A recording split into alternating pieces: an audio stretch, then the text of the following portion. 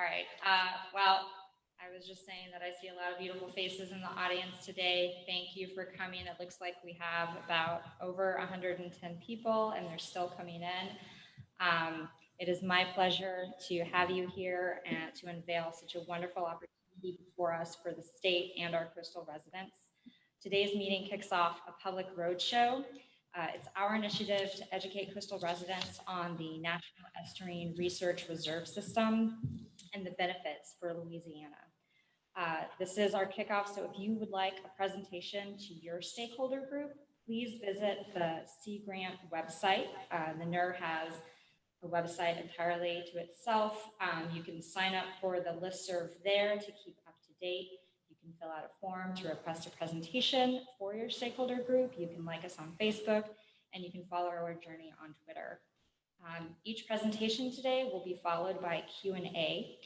We do ask that you keep muted to reduce ambient noise and put your questions in through the chat so we can take them in order.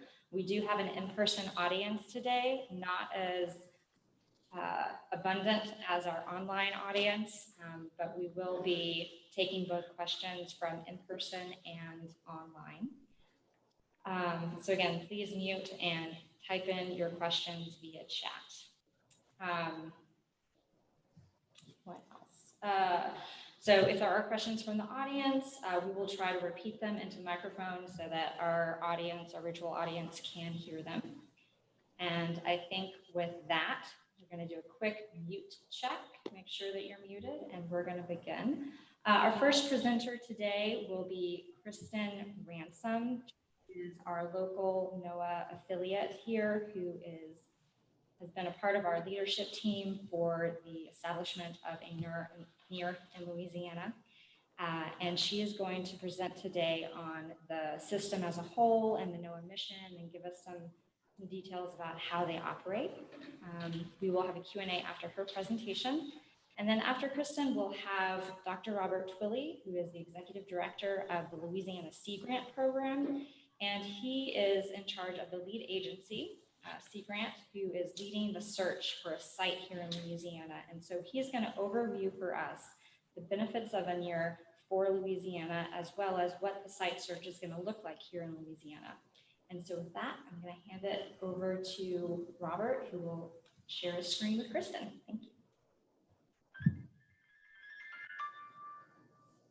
Okay, Kristen, you should have the ability to share screen.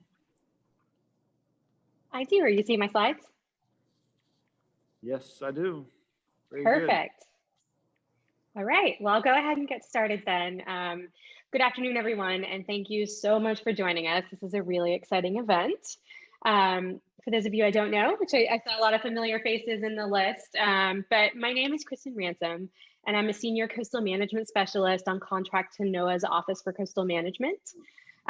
As Maria mentioned, I'm the lead point of contact within our office for the Louisiana Reserve Designation. I really wish I could be there in person today, although seeing so many of you virtually is great as well. So thank you so much for having me. For those of you who don't know, I am based in our Gulf of Mexico regional office. That's over at Stennis Space Center, just across the state line in Mississippi. But my home base and my office for the foreseeable future is here in New Orleans. Also on the line with me, I want to mention our Erica Seiden, who is the program manager for the NERR's program, and Matt Chassey. He's the lead point of contact for the Gulf of Mexico Research Reserves. We also hopefully have Heidi Stiller, who is the director for OCM South region, which covers Texas to North Carolina, including the Caribbean. So altogether, the Office for Coastal Management is responsible for the implementation of the National Estuarine Research Reserve System, or NERRS, as we refer to it by its acronym. And we're going to be working very closely with the Louisiana State team as the designation process moves forward. So today I just wanted to talk a little bit about what the reserve system is, what the process for designating a new reserve site looks like, and then field some of your questions, since I think for some of you this might be the first time you've heard about the reserve system. So first, well, hold on, my slides are not advancing, excuse me. All right, so first up, and I think I'm probably preaching to the choir here a little bit, but I want to talk about why estuaries matter so First up, diversity. Our estuaries have habitat types that are shallow open waters, freshwater and salt marshes, swamps, sandy beaches. It's just a wealth of diversity, and that's incredibly important for the health of our ecosystems. And that is also, a really, really important piece of our estuaries. Most marine organisms, up to 2/3 of our nation's commercial fish and shellfish, spend some part of their life cycle in the estuary or depend on the resource for food. Community benefits, and we're going to be talking a lot about this as we move into the roadshow, but estuaries protect our uplands from flooding, they enhance water quality, and they provide numerous commercial and recreational benefits. And then they also have huge economic impacts. So coastal shoreline counties provided 53 million jobs and contributed about 7.4 trillion, that's nearly 44% of the nation's gross domestic product in 2012 across the US. And of the 32 largest cities in the world, 22 are located on estuaries. And so it becomes pretty clear why we would want to have these areas safeguarded and well researched and understood. And so that's sort of where the reserve system comes in. So let's see here. So the reserve system, diving into it a little bit, was established by Section 315 of the Coastal Zone Management Act. And it's a network of 29 protected areas that represent different biogeographic regions of the United States. You can see on the map that most of the United States coastal and Great Lakes states and territories have a reserve. Our first reserve was designated way back in 1974. That's in South Slough, Oregon. And the most recent was designated in 2017, and that one's located in Haiea, Hawaii. So to give you a sense of the size distribution of some of our reserve sites, the smallest reserve is 573 acres, and that's at Old Woman Creek in Ohio. And the largest is 366,000 acres in Ketchimak Bay, Alaska, which is one I'm really interested in getting up to seeing. So each reserve site, as you can see, is different, and they bring unique characteristics and opportunities to learn from one another. We're going to highlight this later, but the reserves truly operate as a system working together and not just a collection of individual sites. And so what does this look like in practice? It looks like, protected estuaries. We currently protect over 1.3 million acres across the country, with the system serving as a platform to increase research, education, and resource stewardship in an integrated way to address habitat protection, water quality, and climate change. The long-term vision for the reserve system is that the United States will have resilient estuaries and coastal watersheds where human and natural communities can thrive. And the mission of the reserve system is to practice and promote the stewardship of coasts and estuaries through innovative research, education, and training using a place-based system of protected areas. And so you've heard me mention this phrase protected areas a couple of times now, and I'm going to talk in more detail later about what that means. But for right now, just take away that the reserves serve as living laboratories for the study of estuaries for natural and man-made changes. They help connect science to people, whether they are teachers, students, decision makers, or coastal residents, and they serve as demonstration sites where new ideas can be tested and modeled. So there are other federal programs that support protected areas. So what is it that makes the reserve so unique? It's that network. The strength of the reserve system is based in having a network that uses the same approach at each reserve, building information that can be compared among sites and used regionally and nationally.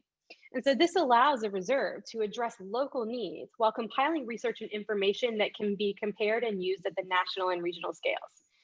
And so because of this, we like to say that the reserves are locally relevant and nationally significant.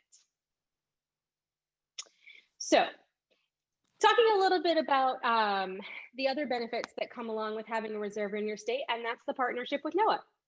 Designating a reserve in Louisiana would mean that NOAA and the state would form a partnership to protect and manage the site. A reserve can be managed by a state resource agency or a university. There's a bunch of different models, and we can talk about those in detail during our Q&A session. But there are roles and responsibilities for each partner, and I'll go into what those are because they're a little bit different. So the state is responsible for the reserve land and facilities. They're owned and managed by the state. And so when I mentioned earlier about these being protected places, that means that the reserves are protected by the existing state regulations and protections that are on the books. And NOAA relies very heavily on those protections Because when a reserve is designated, there are no new regulations that are placed on existing uses. NOAA and the state establish a memorandum of agreement that relies on these existing authorities to manage a reserve. So when we say that they are protected places, they are protected places by the state with those existing regulations. The state is also responsible for providing staff and implementing the research, education, training, and stewardship programs that are the core of the activities of a reserve. And they provide matching funding for the federal share of the operations awards. So states are required to provide 30% match for the operations award annually, but many reserves are able to leverage a whole lot more than that.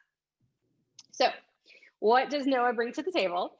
So on the federal side, NOAA provides national policy and program guidance, system-wide coordination, and oversight.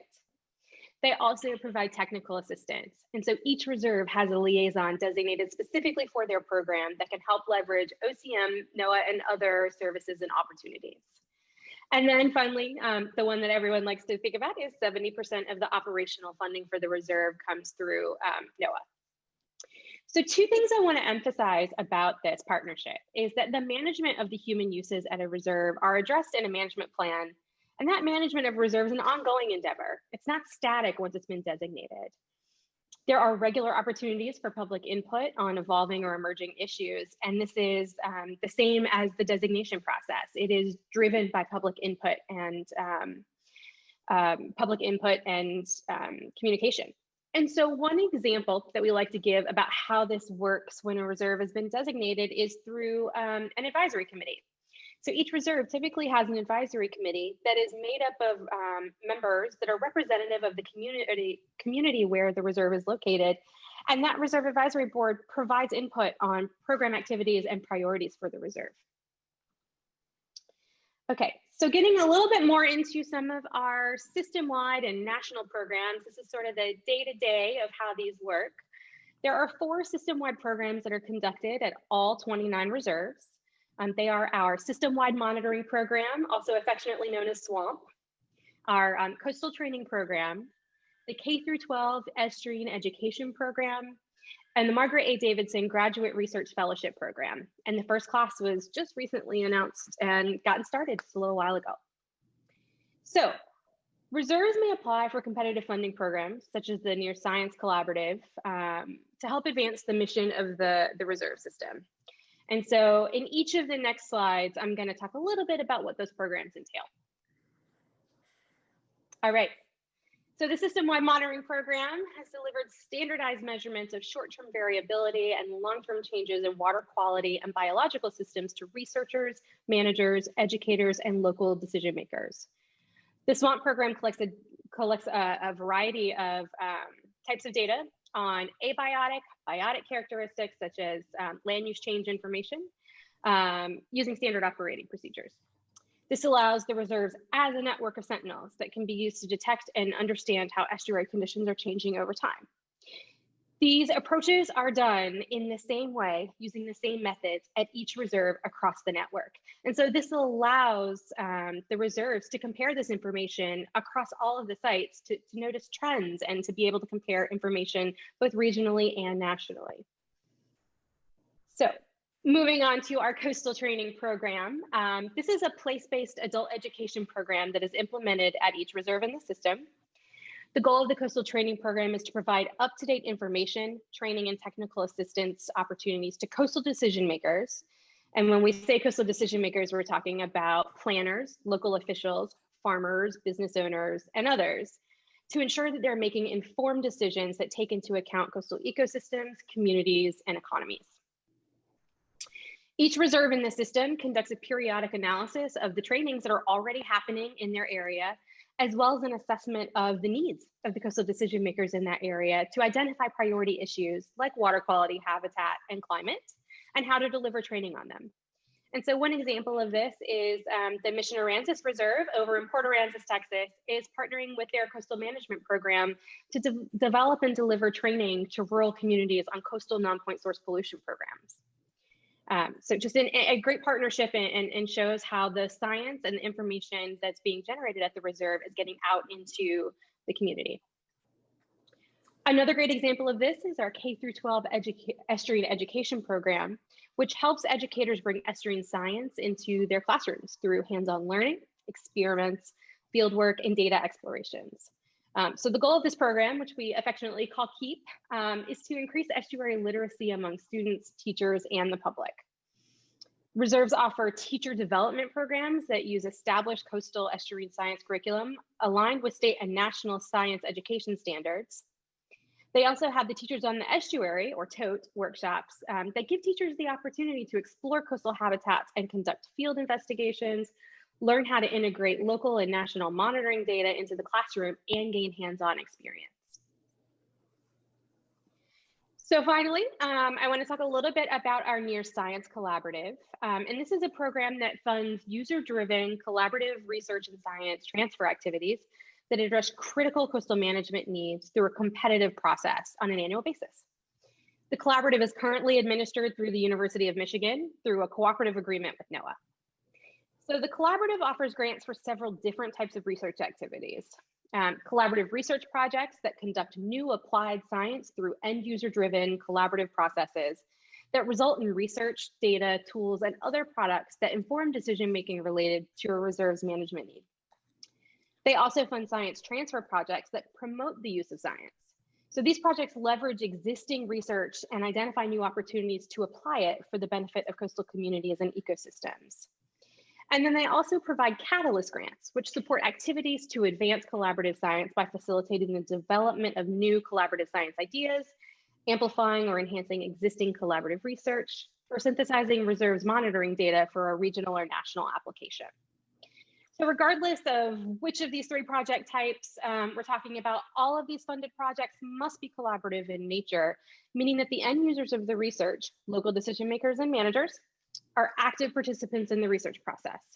The critical coastal management needs that this research program is intended to address include climate change, water quality, habitat restoration, ecosystem services valuation, and monitoring and data synthesis. So on average, about $3 million is awarded to this program annually. So we're talking a little bit about money now, so let's talk about appropriations. So I mentioned earlier that NOAA provides funding for the operation of a reserve, and that is matched by the state. So NOAA provides 70% of the operation funding, and that is matched at 30% by the state. That funding is allocated by Congress annually. Our appropriations vary from year to year, but you can see here that they've generally increased over time. So there are two primary funding opportunities here. One is the Operations, Research, and Facilities Award funding, which is non-competitive, and this is the base funding for a designated reserve. This is the one where there's that 70-30 federal and non-federal match, and it's distributed across all the reserves equally. In fiscal year 2020, this equated to a little over $728,000 per reserve. So the second opportunity is our procurement, acquisition, and construction funding. This is also based on annual congressional appropriations, but these funds are competitively awarded at a 50-50 match for land acquisition and a 70-30 match for facilities construction projects. All right, so we talked a little bit about the reserve system, what it is and how it operates. So I'd like to turn now to the designation process and what that's like.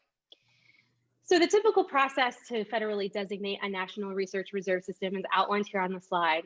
And along the way, it is going to involve many steps and many different individuals, a lot of you who are already on the phone call today or in the room. So first up, the state sends a letter to NOAA identifying its interest in developing a reserve program and nominating a site. So NOAA received the letter of interest from Governor Edwards in July of 2019, and NOAA affirmed its support in November of 2019. And so that moves us on to step two, which is where we're at now, which is the site selection and nomination process. So the state develops site selection criteria and a process for selecting the site in consultation with NOAA and key partners, as well as getting public input on that preferred site. So once that's done, and this process has a number of steps, once that's done, the governor will then submit to NOAA, to the NOAA administrator, a site selection document that outlines the process that we went through to identify the site, the details of the selected site, and a letter nominating the site. NOAA will review the site selection document, and then we'll send a letter back to the governor accepting or rejecting the nomination. Once the nomination has been accepted, NOAA, in collaboration with the state, will prepare a draft environmental impact statement, and the state will begin developing a draft management plan for the reserve site. Throughout the draft EIS and draft management plan development, there are opportunities for the public to comment on the process. And then once those drafts are completed, we will go out for formal public comment on the two documents. Then, incorporating all of those comments and making necessary revisions, NOAA and the state will prepare a final environmental impact statement and a final management plan, as well as an MOU identifying state and NOAA roles in managing the reserves.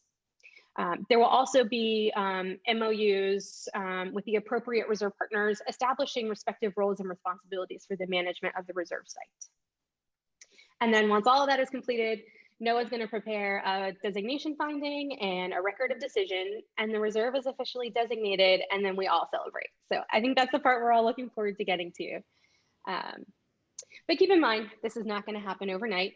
The length of the process really depends on the site selection and nomination process and the time it takes for the state to accomplish the steps and tasks outlined in the regulations that guide that process. There are a number of steps and public engagement opportunities.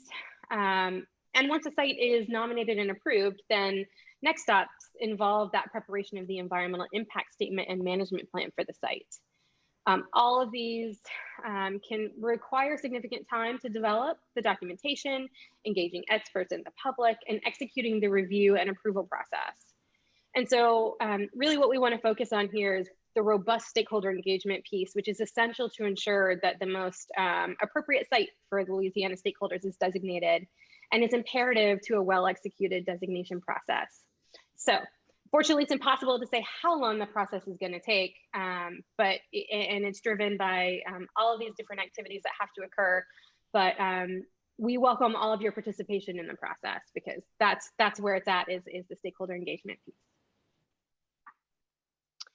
All right, so before I finish up, I want to talk about a couple of key considerations for the designation of research reserve in Louisiana. So first up is that we have NOAA gives priority to research reserves that have been, the designation of research reserves that are located in biogeographic areas that are not already represented within the reserve system, or reserves that include unique habitat types that are not represented by the system. And so as we're talking about the designation of a new research reserve in Louisiana, one of the things to note is that the Mississippi Delta biogeographic region, which is our Gulf of Mexico reserves, are already represented within the system. And so the conversations in the site selection process will necessarily have to identify what those unique, what that unique habitat type is.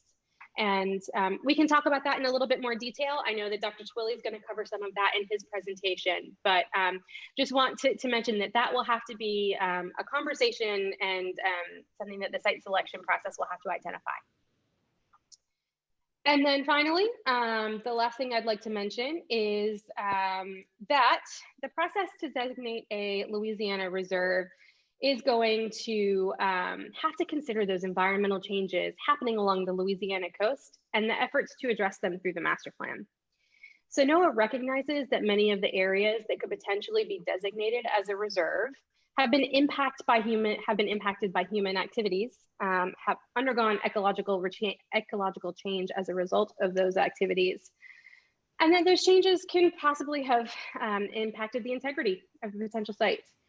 And so new designations are going to have to consider those issues as the process moves forward. Reserves are located in dynamic zones and our coastlines are changing constantly. And so given that the reserve site is dedicated to long-term research, stewardship, and education, the site selection process is going to necessarily involve weighing those issues along with the future plans that the state has to address those environmental changes. We're going to talk a little bit about criteria, and the criteria applied to any potential site through the site selection process are designed to take those considerations into account. And one of the things I'd like to mention is that the Coastal Master Plan is going to be an essential resource for the site selection process as we navigate those discussions. So these are just sort of two of the big considerations that we've noted at the very sort of beginning of the process. And with that, I will leave you to chew on those and open it up for any questions.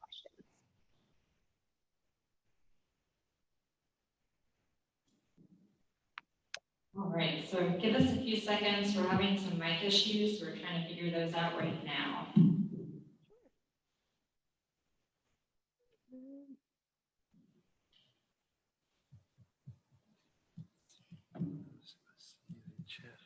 All right, so we had a first question about the science collaborative funding, which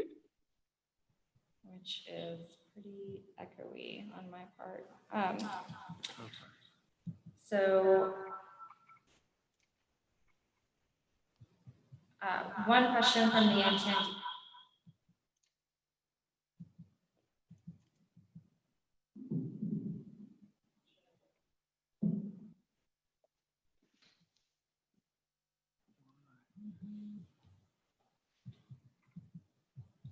Trying this again. There we go. So one question is, how is the 3 to 5 million annual funding for the Science Collaborative roughly distributed in operations, research, etc. Grants? And from Erica Seaton at NOAA HQ, she says that the LaNERR Science Collaborative funding is allocated at approximately 3 to 5 million annually for this part of the program, and we have a cooperative agreement with the University of Michigan to implement this program. We work collaboratively with them, and we compete the role of implementing the Science Collaborative every 5 years.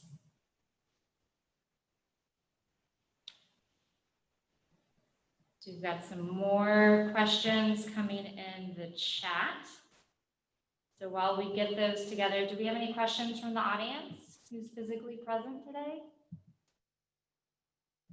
We've got some shy folks. No. Okay.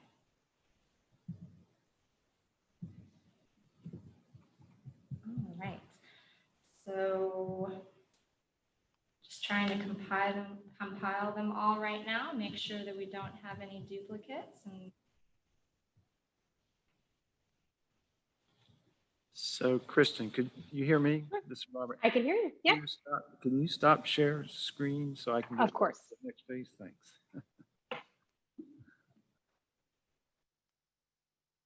all right. So, all right, I see that we have some NOAA headquarter folks in the chat answering some questions. We welcome you to continue to do that. Thank you very much. So one of the first questions is, how many sites are proposed so far? And I imagine that means for Louisiana or across the nation. I guess, could you answer both? I can answer both. So right now, in the entire system, we currently have 29 sites that have been designated and are reserve sites in our network. We have one site that is currently in the environmental impact stage of the designation process. That's up in Connecticut. We also have another site that is happening in Wisconsin that's sort of at the same phase that we are in the early stages. That's up in Green Bay, Wisconsin. And then we have Louisiana designation. So we currently have 29 established sites, 3 designation processes that are happening right now. Within Louisiana, and I believe Robert's going to speak to this in more detail, but right now we don't have a site. That's what this site selection process is for. And so it's sort of up to the site selection committee to really hone in on those areas of the coast where the site selection criteria apply best and start drilling in and developing the site nominations. So the short answer is we don't have one in Louisiana yet, and that's what we're getting ready to work on. Okay, great, thank you. So Kimberly Chauvin has quite a few questions. I'm going to start with the first one. What do you mean when you say protected areas? So what I mean when I say protected areas, and it's hard to actually define because it's defined by what the state laws and regulations are on the books. As I mentioned, we do not put any regulations, no new regulations when we designate a reserve. And so we rely on those existing regulations and protections that the state already has on the books for the management of the reserve. And those things will be discussed in the site selection process. That's part of the criteria that folks have to take a look at. But by protected, we mean areas that are not going to be impacted long-term or degraded, because we want these areas to be set aside is the wrong word, but we want these areas to be available for long-term research, education, and stewardship. And so it's hard for me to say specifically what protection means, because it all depends on what the state laws are in the area that's chosen. Great. So the second question is, what are the pros and cons for the commercial fisheries industry here in Louisiana? Well, so there's a couple of them. The pros and cons, having a really healthy estuary is always going to be great for commercial fishery industry here. Again, I can't speak to the cons because I don't know where the site is yet. It's all pretty general at this point. And again, it's working with those state regulations to just make sure that they match up well with what the interests are in the area.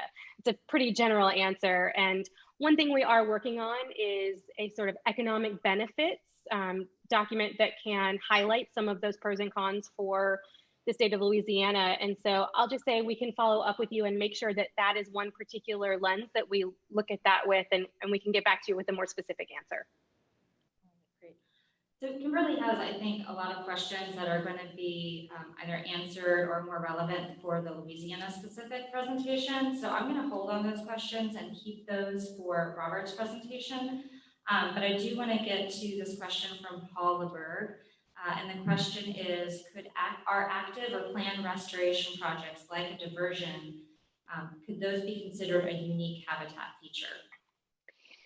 So that is a very interesting question, and it's a really good one. And it's one that we have struggled with a little bit.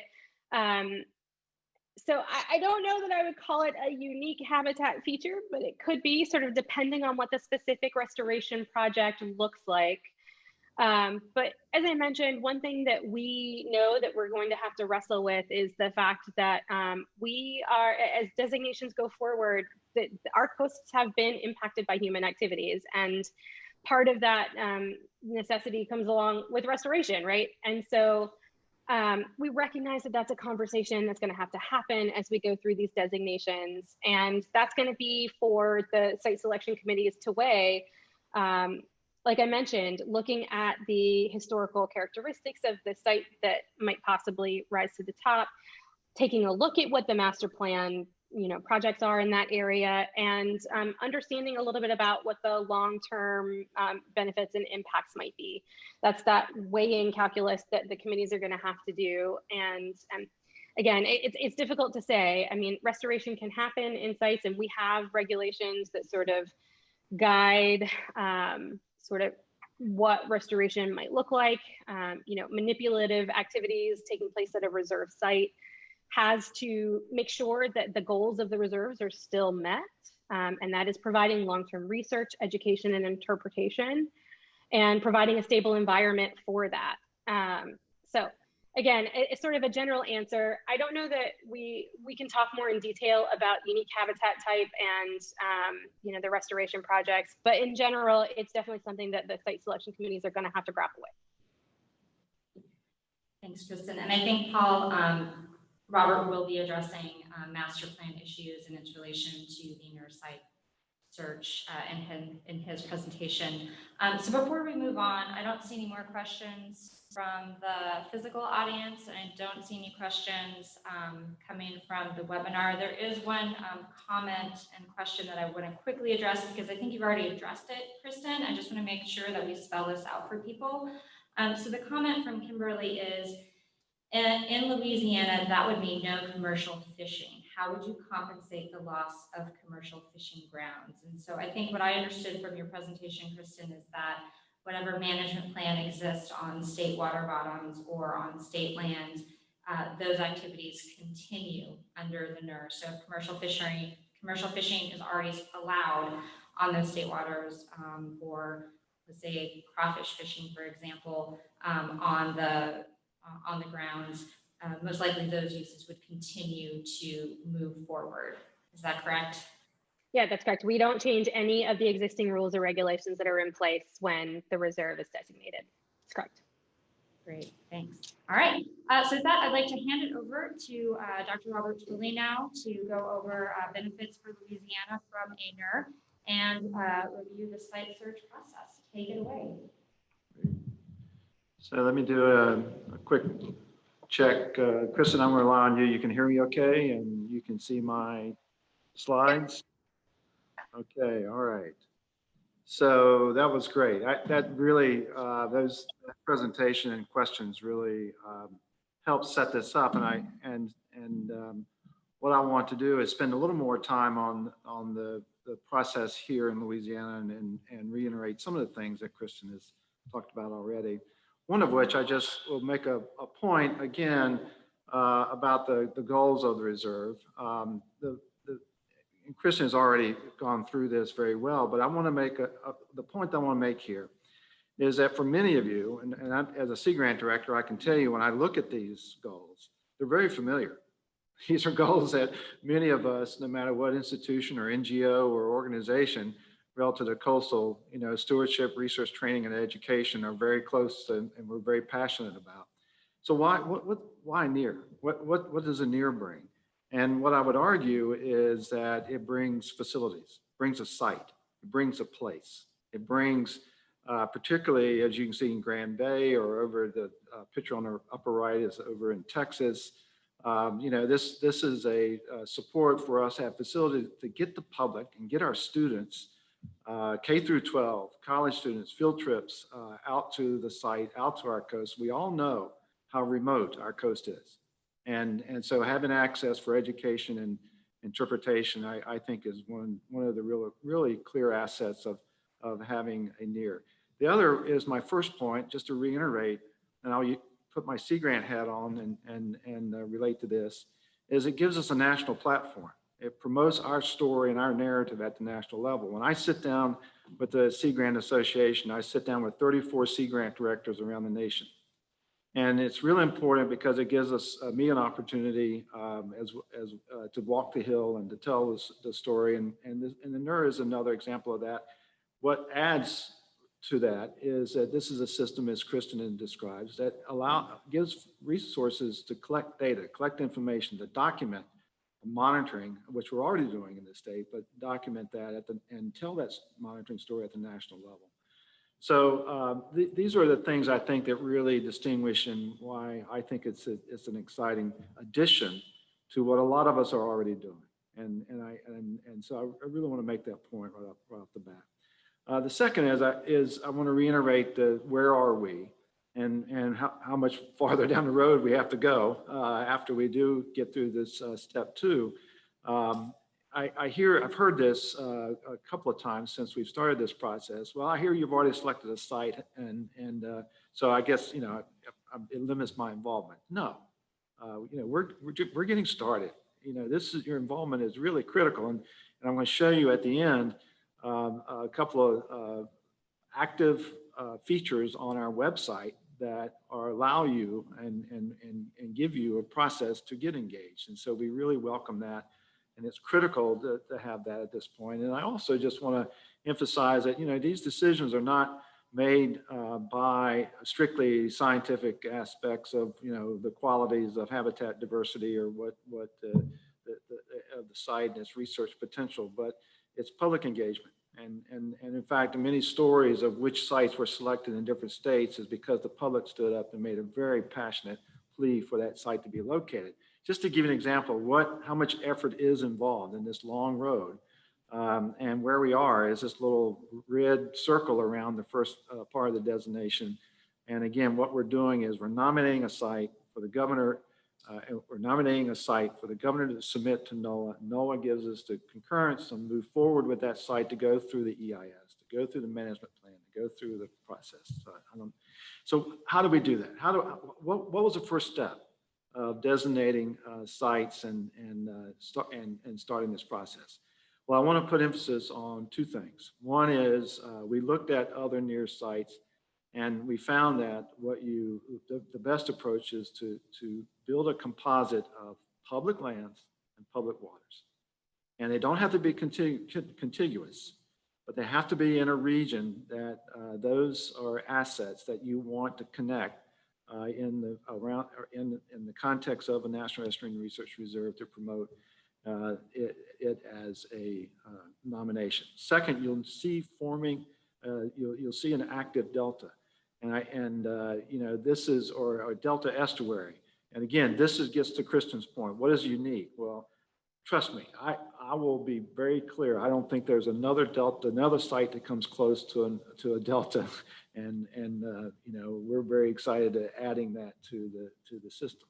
So what we've done is we started with that approach, looking at where are the public lands connected with public waters that we could start to generate generalized boundaries, generalized zones. These are not specific sites, and I want to make a real clear point here. We're at the first step of screening, and when you see lines on a map that I'm going to show you in a second, do not think that those are very specific site zones. Those are just generalized zones that show groupings of public lands and state waters. And you'll notice we did what just about every coastal program I've been involved with is you go through your hydrologic basins, and we've identified 6 here. They're 6 unique, have strong attributes and very different criteria. I'm going to get to that in a second, that we started with, and these are the 6 estuarine zones that are on the table. To evaluate and go through the nomination process, we set up 3 teams. One is a site designation coordination team. It keeps the train running on time. The site development committee, which is formed and has 80 some members representing NGOs, state agencies, the federal agencies, universities. So this group is the group that will go through the criteria, go through the merits of each of the sites, look at the various attributes, and start screening things down to where we get a final group that we will submit for a final decision. That final decision is not made by the site development committee. That final decision is made by the site evaluation committee. Why? Well, we got a firewall. We don't want, the cooks in the kitchen making the final decision, if you will, and we want a merit-based evaluation of the work that we've done at the site development committee level and look at what NOAA is requesting and make a final nomination to the governor. So it would be from the site evaluation committee will be submitting the final nomination to the governor for consideration to send up to NOAA. Just to give you an idea, myself, Morgan Crutcher, Latasha Mullins is serving on the site designation coordination team, and you met Kristen from NOAA to keep our connections up with our partners up at the national level. Here's the site development committee. We're just getting this off the ground. Again, state agencies, federal agencies, NGOs, and universities. This group will be very active and shortcoming to go through the criteria. We've done an orientation. We've had our first pre-screening. We got a lot of feedback. Here, we need this information before we can really roll up our sleeves and help you with the criteria. We've just finished that, and we're getting that back to the site development committee so that they can start their process of evaluating the six zones that I showed you in the previous map. And we have an executive committee that we periodically keep informed of our progress and help us work through some of the questions that you've already heard, and we're going to hear more as we really dive into this process.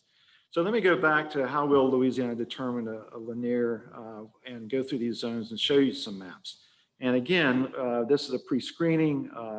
We look at these generalized boundaries, and I'm going to show you in a second, but what drives this is NOAA site criteria.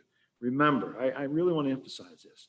We take our existing laws, our existing characteristics and assets of what we propose as a zone, and we submit that to NOAA in consideration of merits to meet the criteria of a National Estuarine Research Reserve. They do not add any additional rules and regulations, but we do have to, have a sufficient justification that we do meet the merit. We meet the criteria. I mean, we're asking for NOAA to essentially give us or sanction, if you will, maybe that's not the correct word, give us the permission to move forward, to participate in this program because we've met their criteria.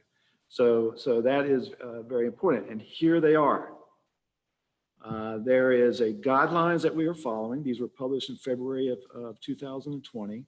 The National Estuarine Research Reserve Designation Guidance. There are four topical areas of criteria: environmental representativeness, the value of the site for research and monitoring and resource protection, the suitability of the site for education and interpretation, and then how well does your site deal with management concern issues, and is there potential for acquisition?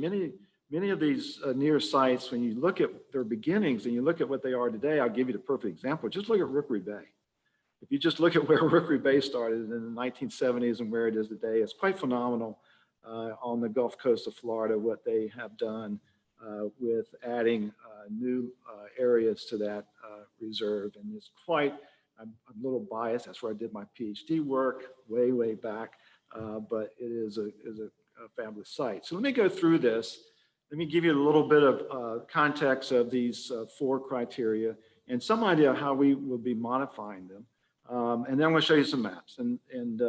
So the first is acquisition management. Do you have sufficient land and water to maintain the integrity of a delta ecosystem?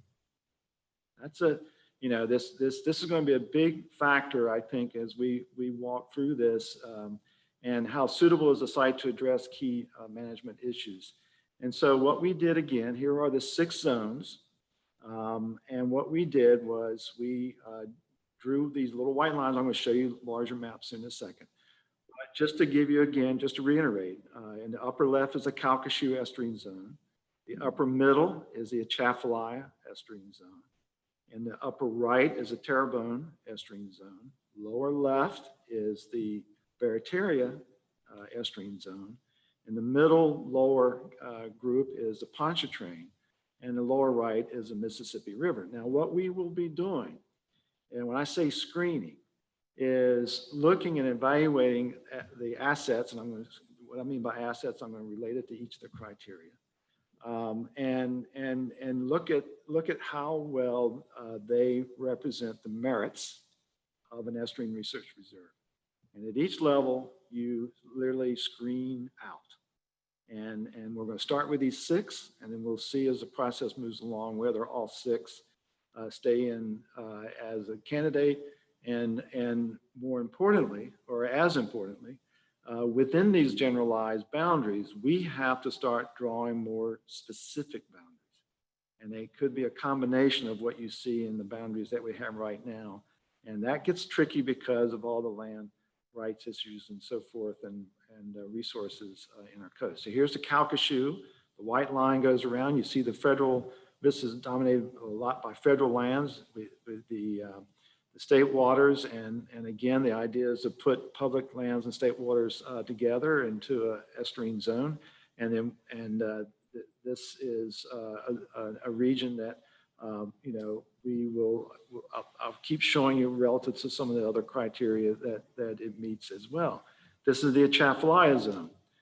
You can see here, example here, there's a state parks, there are wildlife management areas, there's actually an NGO, an Audubon land area, there are federal land areas, a lot of composites of public and NGO resources. And then we also designate the water bombs, oyster public seed grounds and water bottoms.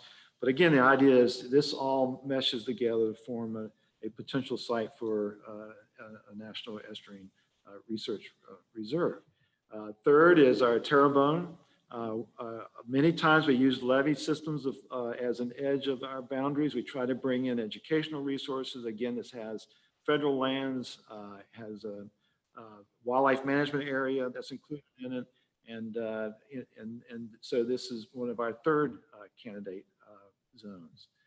Barataria has a composite of, again, it has a state park down at Grand Isle. It has the Wisner lands over in the southwest corner. It has a federal park up in the upper region, as well as wildlife management areas. So you can see in all of these cases, we were looking for these public lands and waters that would give us those elements of an estuarine research reserve. Pontchartrain, very diverse. Again, state parks, wildlife management areas, federal lands, and again, we included Pearl River in this as well. This is a huge area, as well as Atchafalaya, and compared to the other wildlife estuarine research reserves. But what a diversity! And all of these zones, again, have different, very different characteristics that lend themselves for consideration. And then, you know, we had a group when we were starting this said, hey, remember the mouth of the river. And so we included the Mississippi River with this federal and lands and wildlife management area, and certainly meet the active delta aspects, and very unique if you compare it to the other estuarine research reserves that exist. So that's a flavor real quick. And we're going to put these up on our public website so you can see these maps and get a better idea. And this presentation will be loaded as well. So you can look at this presentation, get a better idea of what I'm presenting. Now, when you look at environmental representativeness, you know, it is, we call an active delta estuary. That's, again, what Kristen said, something unique. So we're looking at habitats. We're looking at the ecosystems. What are the wetland types? What's the diversity? And so each of these will be evaluated. And I want to make a point that, again, we evaluate the merits individually for each of the zones, so that any of the zones, all 6 zones may have merit. And so it's not, we don't rank the zones, 1 zone, 2 zones, 2nd zone, 3rd zone. It's, do they meet the merits? At this point, that's what we're trying to do, is screen to see which are eligible under these different criteria. Research and monitoring. You know, this one is, for Louisiana, I think, is one of our greatest contributions, because look at the number of sites, these yellow dots in all of these zones. These are CRIM sites, Coastal Reference Monitoring System.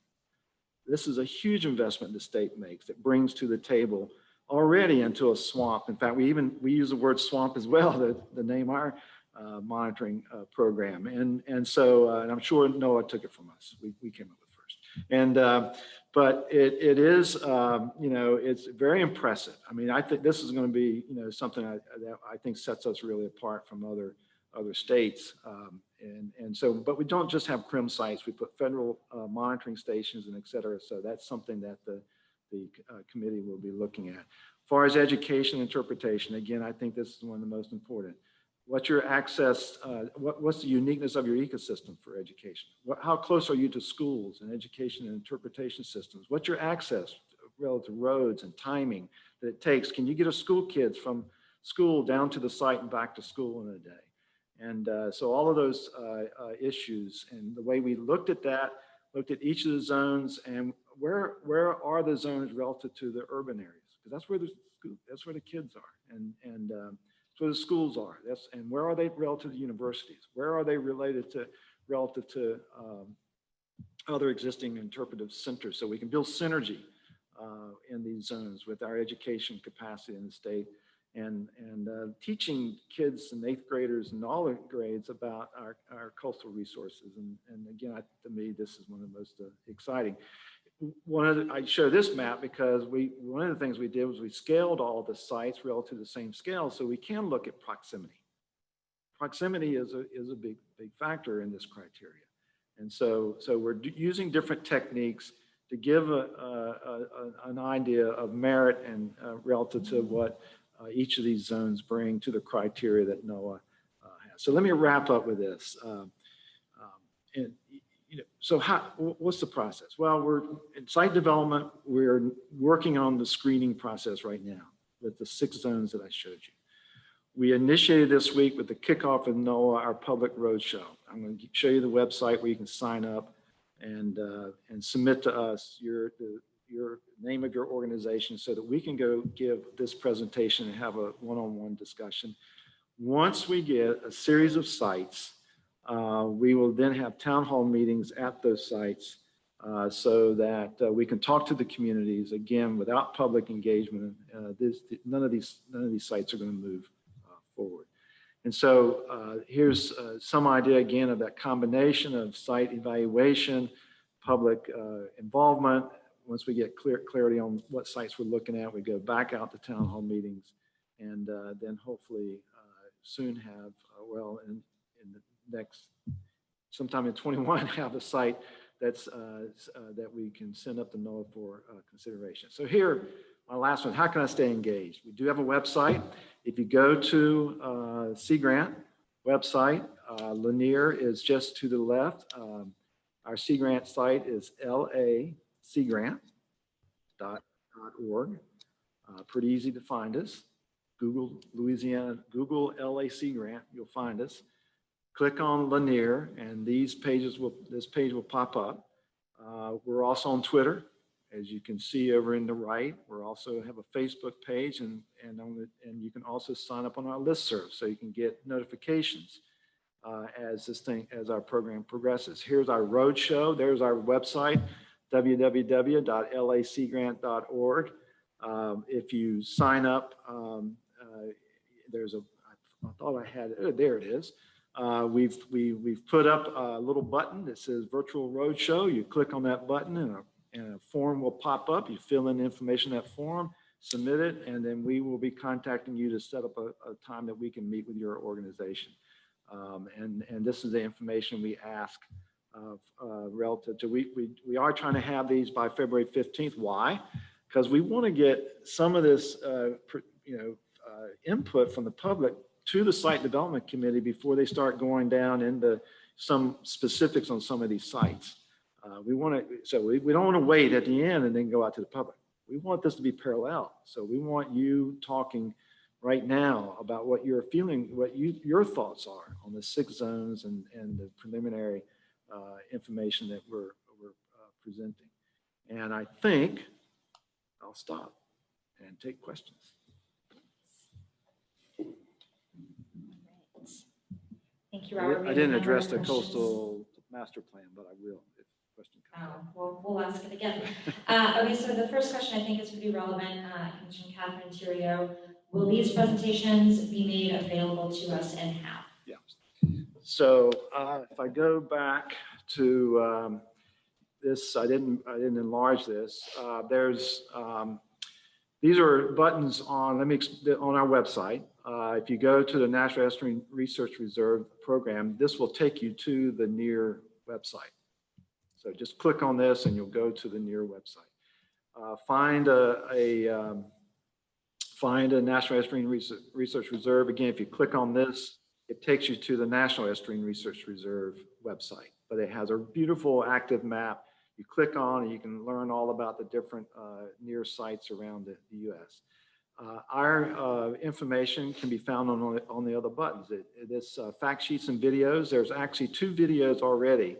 If you click on this today, they are videos of the orientation. Much of the information that I talked about today is on those videos. This presentation will be under this button, and it will be ADA compliant.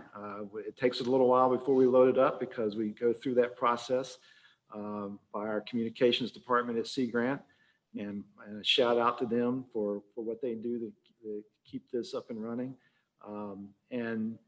If you look at the selection process and timeline, we'll keep this updated as to where we are and what we're doing. And I can't see because I screenshot. Oh, when I took the screenshot, the button overlaid it. But this is, I think, frequently asked questions and get involved. Oh, there you go. Yeah, this already has. Thank you, Latasha. This has FAQs, and those already exist. If you click on this, it'll give you responses to frequently asked questions. And if you go to Get Involved, click on Get Involved. That's where you can sign up for Twitter, sign up for our Facebook. You can sign up for our listserv, And this is where we have our virtual roadshow. You can get to the virtual roadshow sign up by clicking this button directly, or you can do it through Get Involved. So I hope that helps. That takes you, that's the gut of our operations that get you engaged. And then we're very excited about all of those elements. Please use them. Well, I think that was the answer to Catherine's question and 5 more. Thank you, Robert. So I've got 2 questions now that I'm actually going to combine into one. They come from Ben Taylor and Kimberly Chauvanigan. And the questions are, is the Louisiana NERR compatible with Louisiana wildlife and fisheries wildlife management areas? And then the other question is, why would you not just use the wildlife and fisheries reserves? Yeah, and I think it's very obvious when you look at the zones, and when we started this process of where do we collectively nest federal and state lands and state water bottoms, the wildlife management areas are very prominent. They perform many of the functions, just like I mentioned, of the National Estuarine Research Reserve. They have recreational value, they have education value, and so I think the distinction is to build synergy. It's just like, what's the relationship with Sea Grant or BitNep or others? And that synergy comes from, I think, the 2 things that I highlighted earlier. One is additional resources, facilities that can help promote the education mission of an Estuarine Research Reserve. And I mean, I can tell you in our Sea Grant group, there are places across the coast. We've talked about having a floating classroom and, how to enhance those education activities. Is this a way to do something like that across the coast? I know Texas does that at their Estuarine Research Reserve. So I think that synergy is very important. And let me add to that this second point. Again, once we have this and we have those wildlife management areas that already do provide a lot of the concepts of the NERR, this gives us access to have that narrative at the federal level. We get to talk about what's happening on those lands and waters and our education activities and our monitoring and what we find. We get to have that at the national level. And I can just tell you, as Sea Grant Director, I have found that to be just a great platform. And the state, let me tell you, a lot of people have no idea in Washington or outside of Louisiana what is a delta. So we're going to take a quick, we're going to break into our in-person audience. We have Gary Leclerc from Gold State University who has a question. So we're going to test out what this microphone is doing out in the audience. And if y'all can't hear us on the webinar, then we'll repeat the question. Test.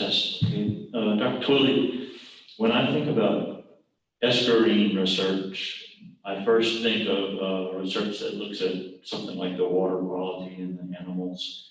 But our estuaries support this unique culture. I saw that you had something on your slides about archaeology.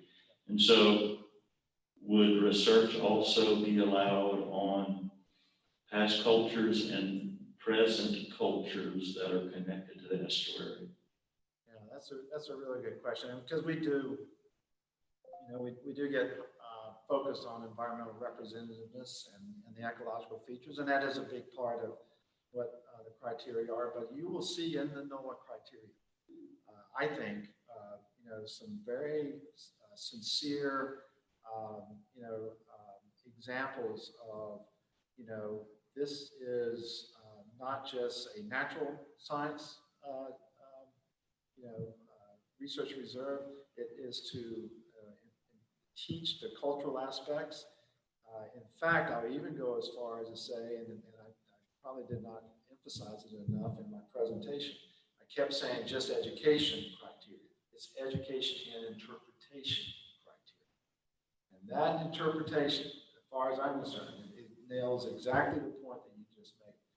And Kristen, I don't know if you want to chime in on that from the national level, but That's my interpretation, and we want to embrace that in our discussions. And in fact, when we set up the site development committee, we were very conscious of making sure that we had social scientists and geographers and represented on the committee and disciplines who can help us in the interpretation aspects who work in these centers across the state already. So it's a very important part. So now Yeah, Robert, this is Chris. Can you just repeat the question for our webinar audience? Some of them didn't hear. I did repeat the question. Oh, the question, oh, that's right, I'm sorry. The question was that we talked about environmental assets of these sites, but our estuaries are not just environmental landscapes, they're also cultural landscapes. So where are the criteria and what's the process that embraces the cultural heritage of our landscapes and not just environmental? Is that fair? And and Krishna, I think you were going to say something. I was just going to say, I think one thing to sort of keep in mind as we're talking about the reserve system and how reserves operate is that they operate in a community, right? And so we want the science and information being gathered and researched at the reserve to be useful for the community at large. And that includes people. It doesn't just include habitats and species. So actually, since I was going to move on to fisheries questions, but I think the subject that we're on really lends itself to moving to this other question, which is on the next page of my sheet. How heavily will the public be in deciding a site? Will this be measured at the town hall meetings?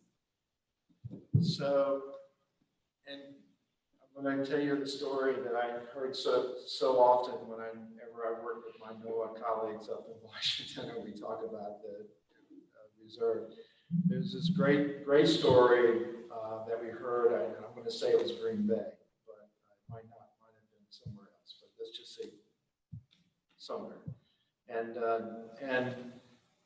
they came down to two sites that were finalists. And the story goes, and this is, I mean, we've had someone who actually participated in this site selection process tell us this in one of our phone calls, said that a mayor stood up and made a very passionate plea of why their community wanted a certain site that actually was not the number one site at the time, if I'm interpreting the story correctly.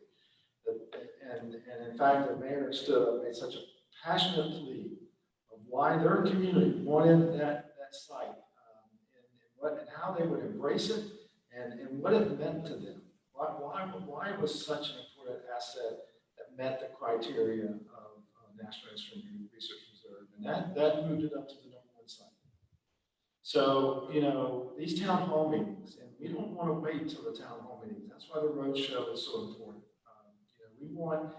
We're going to ask you questions. When we go on a roadshow, we're setting up a series of questions that we're going to ask you after you see the presentation so that we can actually start to register your views. And then we're going to hand those responses to the site development committee as they are doing their screening. So we're not going to wait and make a decision and then go out to the public and say, what do you think? Because that just doesn't work.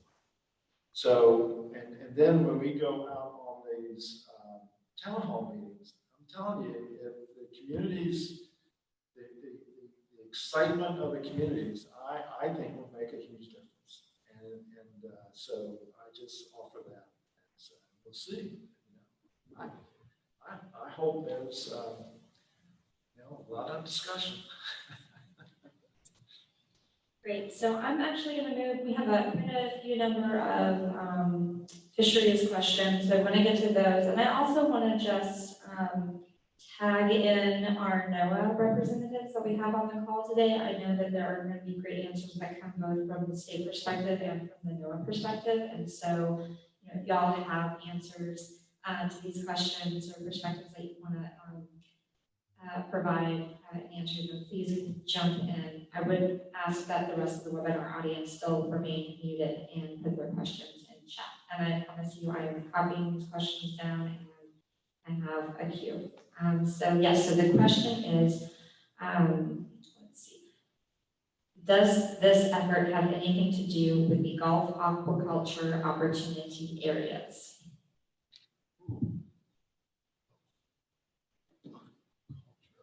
This is offshore, right? I don't think so. And because we're dealing with estuaries and the outer boundary of all our zones will be state waters. And I think that's the, and I might have a lean on one of my Sea Grant extension agents as I think is chiming in that might, but I'm pretty sure that's the distinction. That's you'll notice on our boundaries, we do not go out past state waters.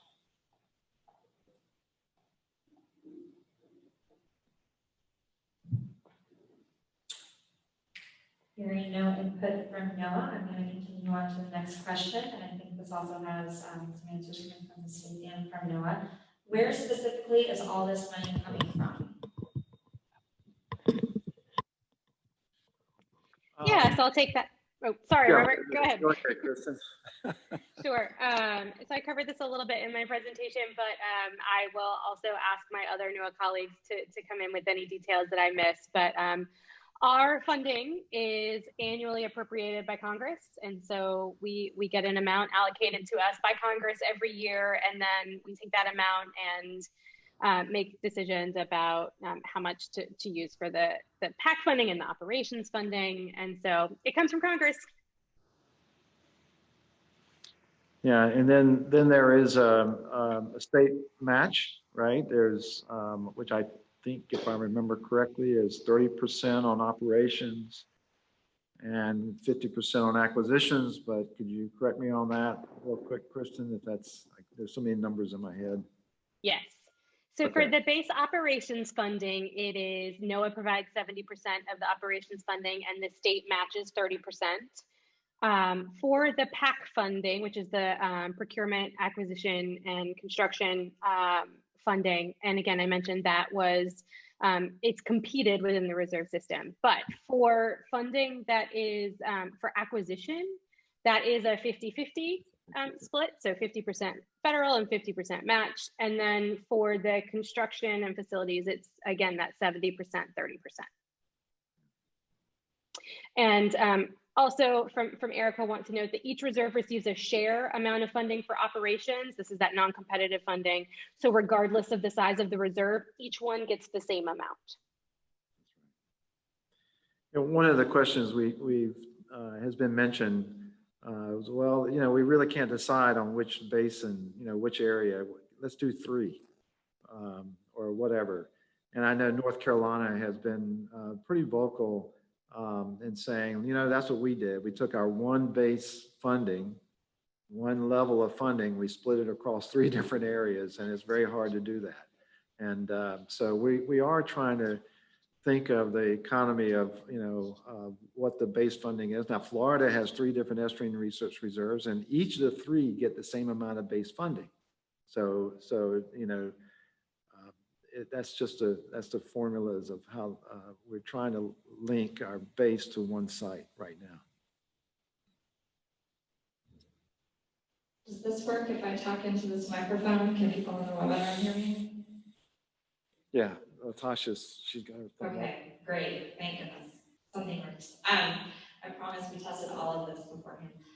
So we have a question from the audience. He has a microphone. We're going to let him speak, and then we're going to repeat the question, and then we're going to tap our NOAA folks and our Sea Grant folks to answer it. So take it away, sir.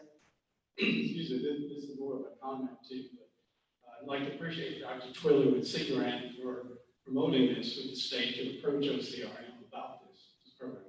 I've worked in coastal zone management for over 30 years. NERR's program has been around for a number of years. I approached my administrators over 10 years ago about this and basically got nowhere with it. Didn't, you know, same question, well, nobody wants any more regulations and such, when in fact, it basically followed, you know, existing regulations as it was. No, this is something, you know, glad that it took the Sea Grant program to bring this forth to the governor's office about this. And I wanted to ask you about the site selection committee. I've worked in OCRM for a number of years running the field and enforcement program, so I'm very familiar being up in the air and on the ground in coastal Louisiana. Is that site selection committee closed now? Can I say, the question was, is the site selection committee closed? But I want to, and I appreciate the comment about Sea Grant efforts, but I also want to, acknowledge feedback. Can we, yeah, it might be that. Acknowledge that. All of a sudden, we got stuff going on. All right. So, maybe I can speak right into it. I also want to acknowledge, does that help, Latasha? Yes. That CPRA pushed this really hard with the governor. And so I'm going to give Chip Klein a lot of credit for pushing this initiative through. We tried with several governors, and with Chip, we hit it. Especially since the fact that they were in DNR. That's right. And I remember we came very, I'm going to tell you I've got notes that go back to June 2004. We came very close to having Governor Blanco push that she was ready to write the letter, and then Katrina hit. And so, it's just all about timing. And Everything is. And A lot of federal funding. Yeah, and as part of the site development, and this is good, y'all can hear this. Like, will you click your microphone on? We have an echo right now on your end. We're hoping to take care of it. I think that we get that clicked off that mic. No.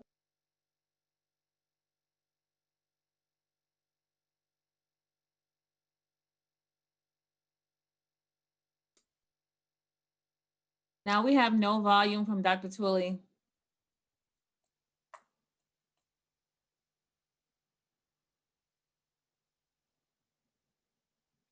He's not muted, we just don't have volume.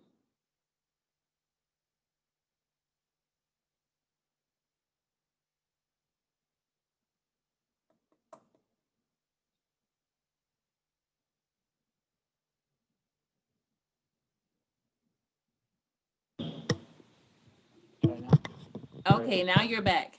All right, I'm back. All right. So very good question. How do I get involved if I want to help with the site development committee? So what I would suggest is sending myself a note, sending me an email, because what I envision is that as the process moves to where we get the first pre-screening done, and we start focusing in on more specific sites, those sites are going to have to organize their own teams. And that's when those teams are going to have to go out and say, hey, look, we need help, because these teams are going to have to put in proposals around these very specific sites. And so I want to, it'd be great to have a group of names and people who want to volunteer in with those teams to get into the nitty gritty of developing those specific site proposals, and they're going to need help. So if you send me your name, I will get you involved. Yep, I got a card. Because I worked in regulations, and I can tell you. And I started in 1980. Yeah, that's interesting. Really? Yeah. Well, tell me about it. I'm right with you. I added up my years. In fact, there was a comment today about Whipper, and I was on the writing team with Colonel Deathley with CPRA language in 1988. So yeah, I've been doing. So I just want to do a quick time check. It is 4:25. We have 5 minutes. We have about 3 or 4 questions still on deck. So if we can try and get those answered, I think we can try and do that. And if people want to stay a little bit afterwards, I don't know. If Dr. Twilly can stay on a couple minutes afterwards. Sure, you bet. Anything for the public? Calls, so thank you. Kristen, are you okay staying a few minutes afterwards to answer a couple of questions? Yes, I can. Okay, she is, ladies and gentlemen. All right, so real quickly, okay, so we've got a couple more fisheries questions. This question is from Tasia Denopoulos. How do water bottom leases affect this? Yeah, that's, again, it is the whole lease bottom program is part of state statute, and it has all of the regulatory aspects managed by the state, and that's all part of the management plan that goes up to NOAA. And so, you know, it's not deleted, it's not impacted, it's part of our plan because it's part of the state plan of managing natural resources. And so there are, and again, I'm with Kristen, if I say something that's incorrect, then let me know. But since we have a management plan that deals with our lease bottoms, and may I also add, you know, we are developing plans on our off-bottom culture and our aquaculture program. As everyone knows, there's a big initiative that Wildlife Fisheries, I think your public comment is due until Friday. But my point is that all of those are existing plans that go into our management plan, and they're not excluded. They're part of the NERR.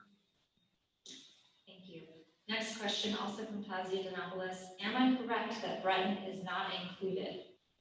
Good question. You know, we struggled with that because I've worked a lot out at Breton, and it's a great system for ecological work and monitoring. A lot of work has gone out there. No state lands. There's one state park, and that's it. And so when we and so without state lands, it's really it didn't fit, and so that's why. Great. So I have 2 questions that came from the chat that already have answers and graciously provided by the NOAA staff. So I'm just going to read those for those physically present. This question comes from Shannon Martin. Is there a minimum threshold of public lands required for the selection of the site? Does it have to be predominantly state lands or federal lands? And this was answered by Matt Chassie. The answer is a reserve must be a majority state property. Federal lands and waters can only be 49.9% of the total area max. The next question is, does the Louisiana NERR site have to be fixed in one single zone, or could the site be more inclusive to present 2 sides of a dynamic deltaic system? And this question, I think, was answered by Kristen Ransom, maybe Erica. And the answer is it possible to have a site with multiple components? There are benefits and challenges that come along with the site structured that way, but we have multiple sites of this type in the NERR system. And so I want to give Dr. Twilly and Noah the opportunity to respond a little bit more about that, because that question has come up in other meetings in terms of, are we looking at a multiple component system for Louisiana, and what are the constraints and what are the benefits to that? You know, one thing that I started working on, and I haven't finished, and I think as these questions come in, it helps me. I started to catalog a lot of the sites around some of these questions, and I know there are just like the NOAA group has already mentioned, yes, there are some sites that have these qualities of having, pieces of it in different regions, and just start, say, look, and you can go on, once we build that catalog, you can click on that button, find the Estuarine Research Reserve, and go look at those. I think the best thing to do is if we find something that, there's a lot of different, all 29 of these programs are a little bit all different. And so the answer to that is yes. And then just go look and see what those look like, and think about some of the challenges and some of the benefits and how it might fit our needs. Thank you. So this is our last and final question. It comes from Kim Goodell. And the question is, do you have an idea of minimum facility investment / cost?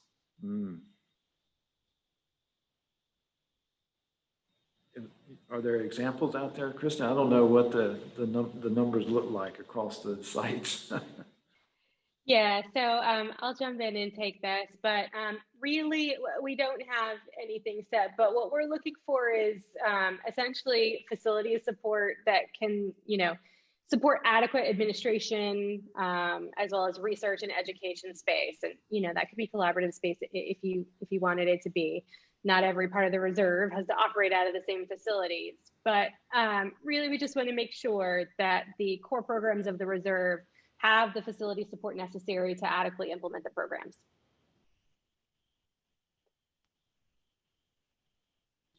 And we've one of our maps, we made sure, and this will be something as the committee works on this to get granularity, but we've been looking at where there are existing facilities, where there are existing interpretive centers, where there are existing,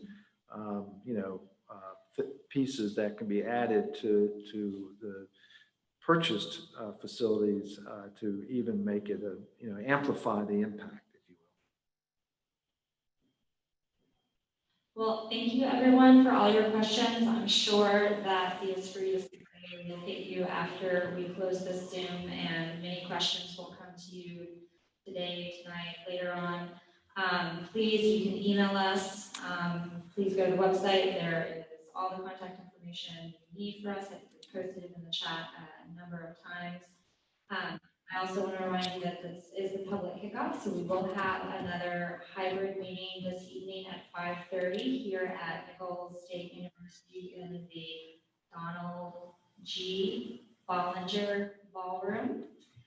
So the social distancing and mask wearing will be required. That email address, thank you, Latasha, is deltaner@lsu.edu. So join us again at 5:30. If you think of another question and you want to ask, invite your friends and request a presentation to your stakeholder group for the roadshow. And with that, thank you, everyone.